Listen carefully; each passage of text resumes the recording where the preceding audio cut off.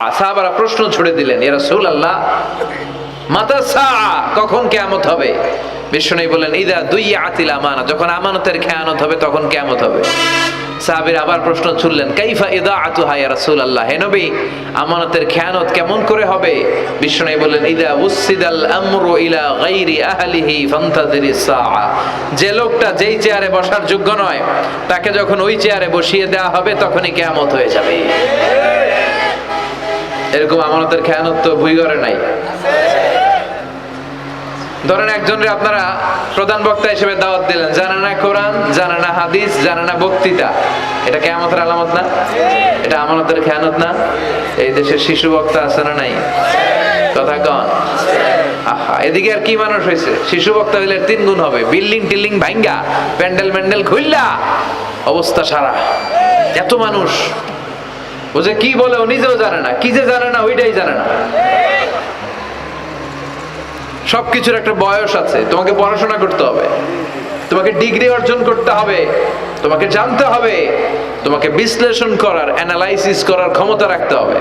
ছোট বাচ্চা যদি মুরব্বির মতো কথা বলে আমরা এটার বেয়াদব বলি। আপনারা বই করে কি বলেন? বেয়াদব।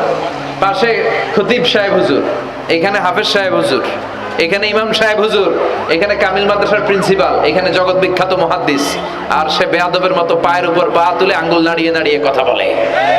এটা কিয়ামতের আলামত। এগুলো বন্ধ করেন, এগুলোর সাথে ইসলামের সম্পর্ক না। যারা কোরআনের কথা জানে, যারা আলেম, তাদেরকে দাওয়াত করেন, জ্ঞান গর্ভ আলোচনা করবে, আপনার জীবনকে উজালা করে দিবে কে? আল্লাহ। কিন্তু লোক জড়ো করার জন্য এগুলো করে। আহা, তাফসীর মাহফিলের ভিতরে এই শো অফ, খালি লোক দেখানো মানসিকতা। কে আসলে বেশি লোক হবে এরা দাওয়াত করো। মাহফিল হইলে এরে লাগবে, ওরে লাগবে, এরে লাগবে, আমগো অবস্থা হালুয়া টাইট। এটা কিয়ামতের আলামত। কেন আমারে লাগবে কেন? আপনার এলাকায় মুহাদ্দিস নাই, আপনার এলাকায় মুফাসসির নাই। মিজানুর রহমান আজহারীকে লাগবে কেন? মিজানুর রহমান আজহারী যেখানে সুযোগ হবে 2-4 জায়গায় প্রোগ্রাম করবে। এখন তো ইউটিউবে সব দেখা যায়। তো এগুলো লৌকিকতা যেন না হয়। এটা তো দিনের দাওয়াতের একটা সেক্টর, একটা প্ল্যাটফর্ম। এখানে ভুইগরের যিনি সবচেয়ে বড় খতিব সাহেব হুজুর, উনি আসলেই চলবে। বড় আলেম উনি আসলেই চলবে। পাবনা জেলার বড় আলেম পাবনায় কথা বলবে, আর অন্যান্য জেলার যদি সুযোগ হয়। কিন্তু এমন ভাবে এটারে আমরা একটা আক্রমণাত্মক জায়গায় নিয়েছি। একটা ডেটের জন্য মানুষ সিআইপি ভিআইপি দিয়ে ট্রাই করে, এটা ঠিক না। এই টেন্ডেন্সি থেকে আমরা যেন বেরিয়ে আসি। আমরা, আমাদের দরকার ইখলাস। কি দরকার? ইখলাসের বড় অভাব। আবার মাহফিলে গেলে আমাদেরকে অনেক ক্রাইটেরিয়া দেয়, বলে হুজুর আপনার কিন্তু আজকে কাঁপাইতে হবে। আমি আসছি কোরআন থেকে কথা বলতে, এখানে কাঁপাকাঁপি হলে তো ভূমিকম্প হয়ে যাবে। কথা বলেন। আবার বলে হুজুর আপনার কিন্তু আজকে জমাই দিয়ে যাইতে হবে। কি করতে হবে? জমাইতে হবে। তো এগুলোর সাথে ইখলাসের কোনো সম্পর্ক আছে? আবার বলে হুজুর কেউ যেন না ওঠে, আপনার কিন্তু ধরে রাখতে হবে, মানে আমনে করে সবাইরে ধরে রাখতে হবে, পা ধরে। তো থাকেন, এগুলোর সাথে হেদায়েতের কোনো সম্পর্ক। এজন্যই তো সমাজে হেদায়েত নাই। মাহফিলের পরে মাহফিল হয়, ফজরের নামাজটা ঠিকমতো হয় না। হেদায়েত শূন্য, হেদায়েত নাই, ইখলাস নাই। কি উদ্দেশ্যে শুনতেছি এটা যেন খেয়াল করে আমল করতে পারে, এই টেন্ডেন্সিটা নাই। আসুন আমরা একটু থামি।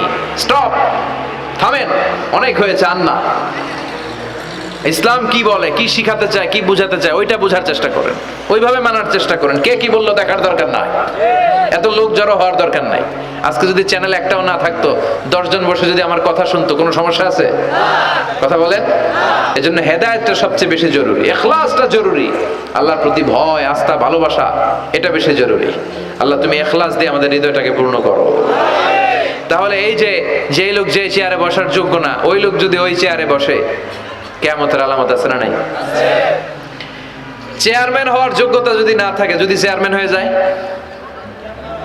হ্যাঁ, সাইয়্যিদুল কওমি খাদিমুহুম, নেতা হবে তারা যারা মানুষকে খেদমত করবেন। খেদমত করার জন্য 1.5 কোটি টাকা খরচ করে চেয়ারম্যান ইলেকশন করে, 5 কোটি টাকা। এগুলো কেন?